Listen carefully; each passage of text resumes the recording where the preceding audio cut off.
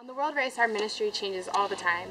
And so yesterday when we were planning on going to a church and our pastor told us 10 seconds before we left that it wasn't going to happen, we weren't really surprised. The church in Rwanda is actually being persecuted by the government, and the government's going around to all the evangelist churches and they're shutting them down. And so a military man came up to the door and locked the door of the church, and we got a call saying that we couldn't come anymore. And so he went to the powers that be and asked them if they could just open the church for one more night because he had some visitors, and that was us. But as we were walking, I just felt the Lord telling me that it was going to be worth it, and that the night was going to be that something special was going to happen that night. Two of my teammates got up to preach, and when the second one got up to preach, she asked if anyone wanted to accept the Lord.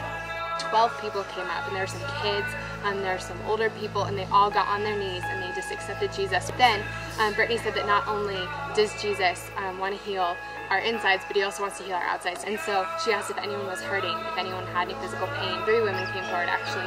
One of them had a skin disease, and you could see it on her skin, and she said that her skin was just burning. And then another woman said that she had had all kinds of physical illnesses. She had diabetes, she had ulcers, she had back pain, she had swelling in her abdomen.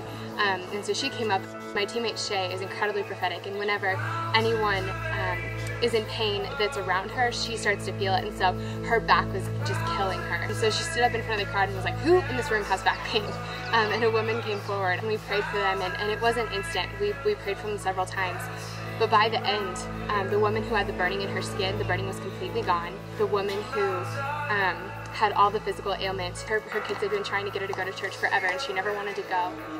I used to have so many kind of sicknesses in my life.